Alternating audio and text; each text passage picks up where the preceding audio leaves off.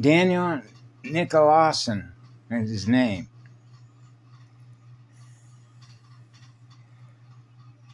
That's spirulina.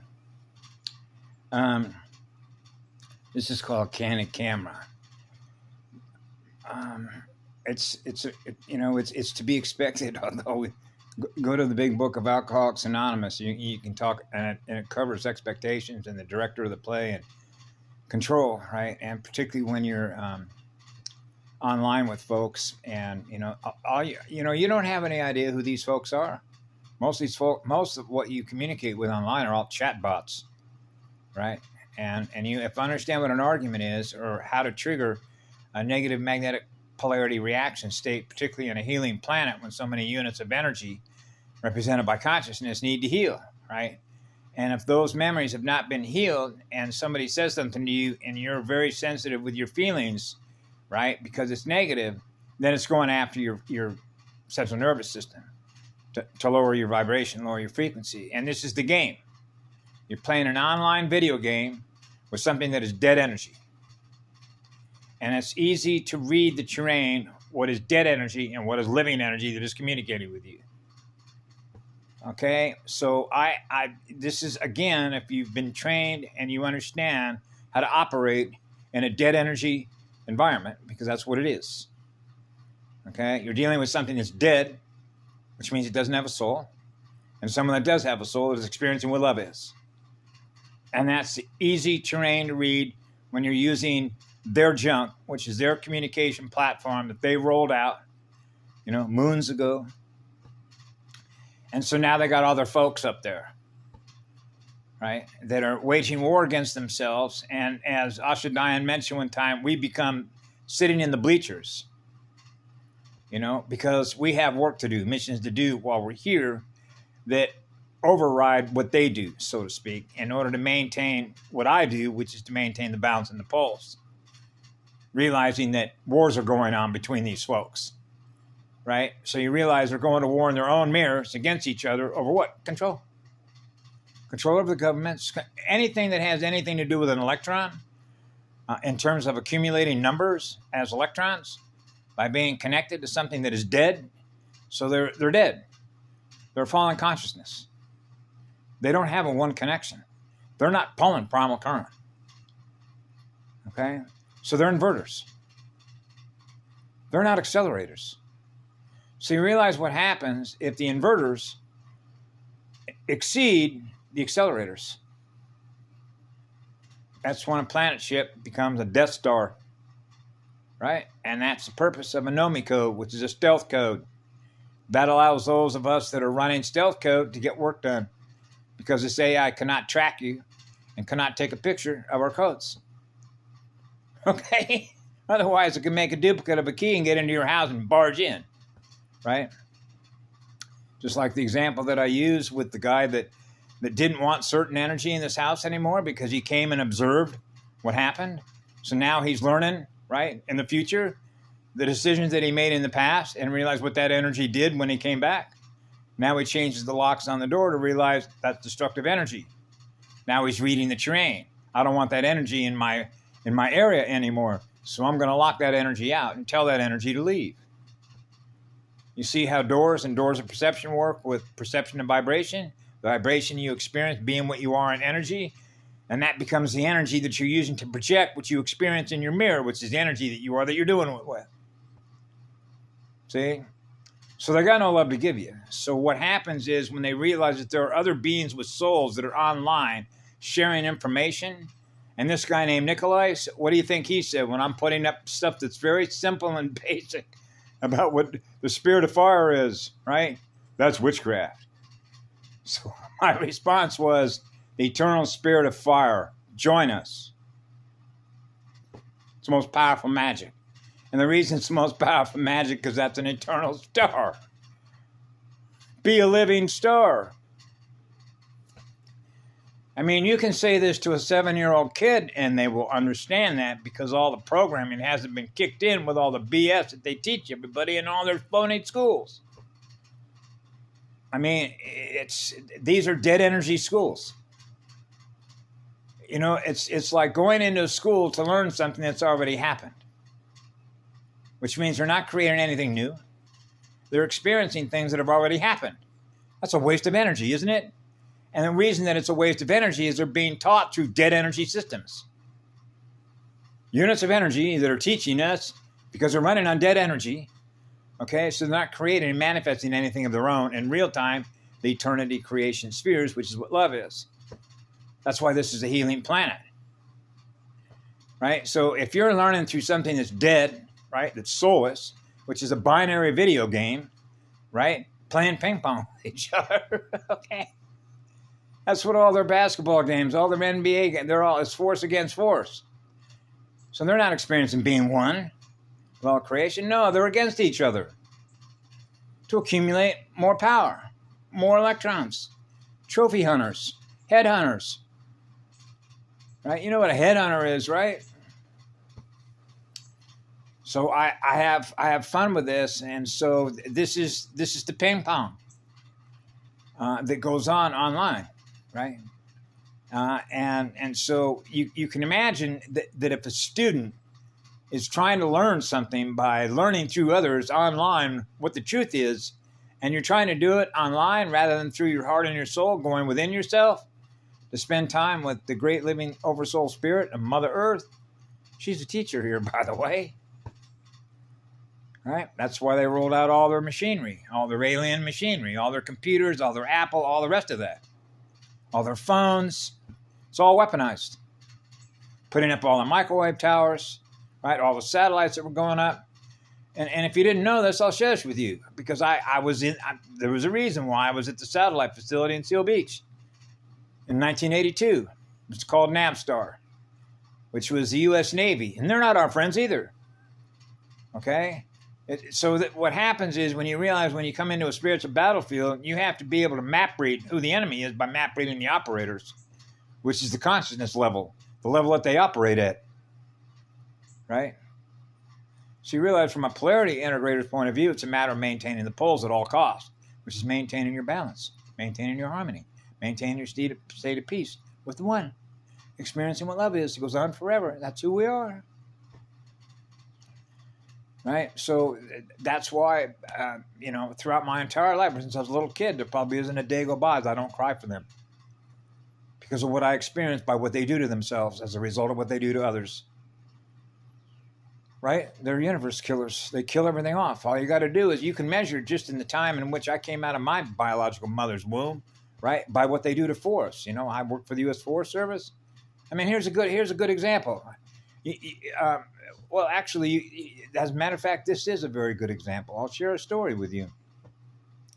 Because when it comes to the jab, right, and they're putting up all these signs to try and convince people, listen, we're trying to help save your life by boosting your immune system, even though mother's milk coming out of her nipples when you're a little newborn is the best stuff you could have if you want immunity. They don't teach children that. They don't even teach adults that. No, you got to go to them, right? Because these big pharmas are making gazillion bucks off of killing people off. So in other words, injecting you with a needle to kill you off is no different than what I experienced when I was working for the U.S. Forest Service on the Rogue River National Forest in 1977. I went out with a crew that was part of the timber management. You know, in the U.S. Forest Service, we have different little departments. So I worked in fire control, I've worked in soil science, I worked in nurseries, I worked in what's called fuels, right? Fire prevention, fire management. And so I went out with a crew that was part of the timber management folks in Oregon, Southern Oregon. This would be on the Rogue River National Forest. We went out one day, and I was observing somebody do what's called hack and squirt. You know what hack and squirt is? That's the same thing as the jab, right? The V-axe. An axe to grind? Yeah. What they do is they take a big-ass hypodermic needle. That's just a bigger needle. And, you know, trees are sentient, spirit, living light, living trees which are living breathers, right? And so what do? They hack. They put that big hypodermic needle into the tree and poison it, kill it off. Okay? And why is that? Because they don't want those trees to grow and be part of the landscape doing its job. They want to kill it off. That allows what they do plant as a commodity in which to harvest them. So in other words, they harvest trees just like they harvest people, like putting people in wood chippers, things like that. Yeah, that's why they harvest children, kidnapping children for food, soul food, eating spirits. That's right. That's what they do, right?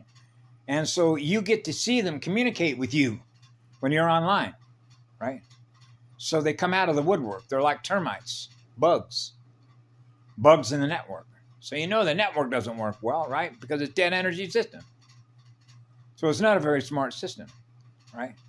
It's not an avatar communicating with everything in the universe telepathically, is it? On a multidimensional basis? No, I need a phone in order to get it through to somebody, right? So you can see what happens when you're a little kid and you're growing up without a phone and you're spending time in nature communicating through your own antenna with Mother Earth and everybody else that's here through the morphogenetic field structure. Big difference in communication systems, huh? So it's funny how when you know as a child, it's like repeating the past, not learning. And now we're back to learning speed, how fast units of consciousness are learning to come together to experience being the one. That's hyperspeed learning. Learning to be balanced. Cancel out the poles, the polarities to experience non-polarized consciousness. Now you're experiencing the one, which is the law of least effort to experience being loved. That's the eternal spirit of fire. So anyway, yeah, I had to snooze you, Nickel. You know, after that one little post that you put up there yesterday, I thought, okay, identity known, snooze this guy. And sadly, that's what it is. You know, it's like, what it basically is this, I'm not going to have your junk being put up on my page, right? Because you realize what that represents.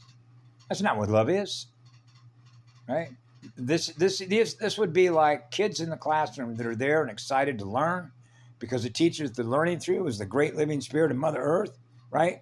And here comes this intruder coming into the classroom, and he's in there because of a bioregenesis contract. So as the teacher is there, which is the spirit that is there, that is the teacher in the classroom, he decides to take a ball of mud and throw it up against the wall, right? Like we used to see in little cartoons or those little programs for children back in the 50s and TVs when they rolled those out. Remember this? Put your eye out. That's a demon. You know what a demon is, right? Or is one can't stand you, hates you if you're happy. You know why that is? Because it's experiencing you, your spirit, the fire in you. When you're experiencing the eternal spirit of fire in you, because you're experiencing being in a state of love and joy, they hate you for being that. They hate you that you experience that, and they don't. Because they acknowledge in their own unconscious mind that they're running on that they're not there yet. They fell. So they realize how much fun you're having in spirit form with your energy to experience being what love is, because now you're thriving. They don't want you thriving because you're learning too fast to become what that is, to experience being one with all creation, because now you're experiencing being love. Now that you're experiencing being what love is, that's a beloved, now you're sharing that love with others. I have to exercise an enormous amount of patience every day when I work with Nathan. When I start sharing certain pieces of information, all of a sudden this other stuff just comes back. Hey, dude, you need to get off the internet. Hey, dude. And so I messaged him yesterday. I know, Nathan. They're always telling you what to do. They're always imposing their will on you. It's got to be their way or the highway. So you can see that across the landscape where they want to control everything. See? Instead of letting go, they got to take that. They don't want to take that leash off. Right? But that doesn't translate. They can't translate that within their own heart and soul when somebody's communicating that. It's like, how can anyone not know that? Because it's like they know that, but they don't know because they're not experiencing upon self-reflection how their own energy, which is their consciousness, is held captive by that same dynamic. Which means they're not letting themselves go because they're not being let go. So they're being trapped, which is a soul consciousness trap, and they're experiencing what they are instead of what he is. So he still isn't learning who he really is, because he's held captive by another. That's knowing one from the other. Right? And that's what's painful, because it means that he's not experiencing being loved. He's not experiencing what love is. That's why I work with Nathan. Right? So I've mentioned him many times. It doesn't matter how much negative things that you have to say to me. When I share information with you, Nathan, I will always love you. And I know that somewhere in your heart, you know that. But I do have to be very careful when I communicate with him, because I realize if you understand how this landscape works, it would be very easy for him to want to kill me. All I have to do is say certain things. And then he realized all of a sudden the amount of anger that will come out that's still being held in storage, in memory. You know what a storage bin is? All that anger has still not been cleared, which is the resistance to experience what love is. Right? And so, if you want to start, when you think about what we do when we call pushing buttons, you want to push somebody's buttons, it's easy for a healer to push somebody's buttons. So we are very sensitive not to push the buttons. But sometimes with Nathan, I'm not sure when I share certain information with him, because I realize he's learning. He's learning pretty fast. He's learning faster. Nathan is getting better. Maybe I can spoon feed a little more information to see if he connect it with his library, because what we're doing is experiences. I experience what I experience. I learn from my experiences. Then what I do is I share what I experience with others. So I share with him what I'm experiencing by what I'm learning, and then see if he can relate to that through his own experiences. Then if he can, that's called a common ground. Yes, then he can relate to it. So in other words, because Nathan has experienced an enormous amount of trauma, an enormous amount of drug addiction stuff, right? I can relate to that. Him and I relate to that, right? So he sees somebody who has been able to come out of that sort of as his hero. But he can also perceive the hero in the same way that he sees the resistance to experience what I experience, because he hasn't cleared all that miasma yet, right? And so this is when you sort of get into abandonment issues about those that are not there for children when they've experienced trauma. And you get into the whole idea of generation after generation after generation, right? When you think about child abuse in the fetus, or actually abuse that is connected to the bloodlines and the cellular memories of all the race lines, because of all the record-keeping exercises that are all connected. And Asha Diane did a really good job about what it means when you can delete things out of the records, right? But you cannot delete anything out of the crystalline records, which means those memories are still intact. So when you've got access to those memories, okay, which I was able to do when I was a child, she put up a video called Ashaya, which went into the Island of Kauai, the multidimensional learning school. And she began relaying about what it was like when she was a child growing up, what she was experiencing before pre-fetal integration with the soul and the spirit. Because I had much in the same way that she was describing her early childhood that I've had. Okay, for example, I had memories of being in eternal energy creation spheres environments, which means I'm not supposed to experience anything less than what love is, because that's what I'm experiencing, eternal love through my own heart. How did I end up in a place like this? Right? I didn't remember. I had to put this together as fast as I possibly could.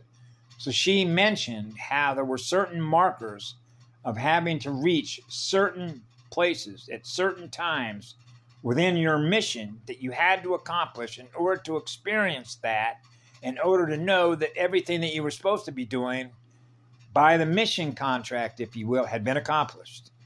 Those are the markers, or what I call flagging your way through a timeline, or what we call a road map, because you're carrying a map with you, which means those are the maps that you're reading on where you're supposed to be and the things that you're doing when you're there, which means that means all your experiences, why you're experiencing what you're experiencing at the time that you're experiencing it, for the reason that you're experiencing it at the moment that you are, wherever you are, at the time that you're there.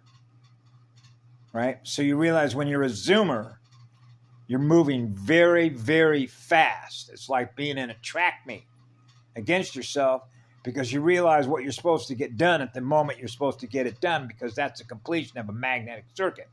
Bang! It happens so fast because you're running at a higher rate of speed than the AI is. Because it's soulless, dead energy. So that's what it is. That's what this mirror that I'm using is, dead energy. All the laptops that everybody uses, dead energy. It's a dead energy communication platform. Right? So if I want to experience communicating something to somebody, I'll go out there and hug a tree with bare feet and push love into that tree. I love you, baby. Same way I do when I kiss the grass and I kiss mom and I kiss flowers and trees and everything here. Right? That's a communication system, by the way, with your oversoul. It's a polarity integrator to keep the poles in check, keep them in balance. Right?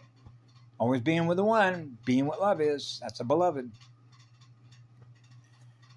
So this is the terrain. You know, this is why a lot of times who I work with another girl, a beautiful soul who's in Thailand, and she sends me really, really neat stuff about the feline side, the feline Lyra. You know, so she knows who she is. Okay. And she sends me pictures of being a warrior, and I see the feline. It's like, yeah. Lyra, yeah, of course. Lionhearts. Remember Lionheart and the Wizard of Oz? OZ, ozone, O3, chromosome 21. Imagine if everyone on the planet was breathing O3. Right? No, you gotta accumulate electrons in order to get an ozonator. Oh, I gotta save my money up in order to get an ozonator. What if the planet itself was running O3 everywhere that you go? Everyone's breathing O3. That's a lot of oxygen, isn't it? Yeah. So all you got to do is check the oxygen levels so you can see what's happening to people's breathing. Right? Kill off all the breathers. Kill off all the trees. That's killing fields, killing off the planet. Make it a dead planet. That's your black goo. That's your black goo. That's your binary AI. The psychopath, the mental pathway, there's no emotional connection to the girl on the planet. Flowers, being the seed and the flower. It's funny how I mentioned, I saw this yesterday. I'll share this with you. Here's about, here we go. My biohistory. Mother's red hair is French, father was Welsh. Voyager's guardian terminology, Manu.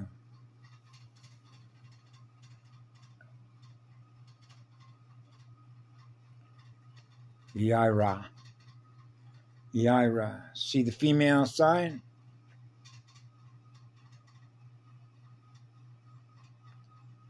A girl's name, a flowers in bloom.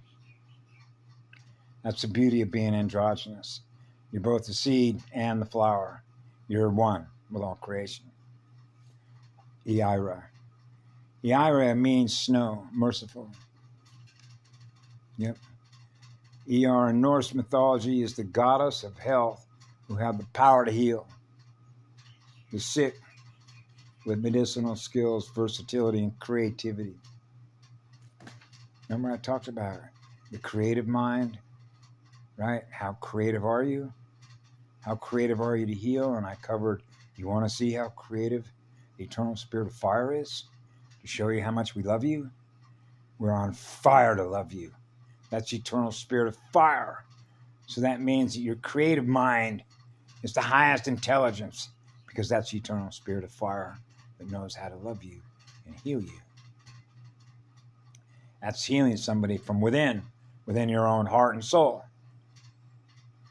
That's how it works. That's the most powerful spirit. That's the spirit that is the healer. The spirit is the teacher, which is the healer. That's eternal spirit of fire. That's who we are. That's why we love you all. Have a great day. We love you all. Be good yourself.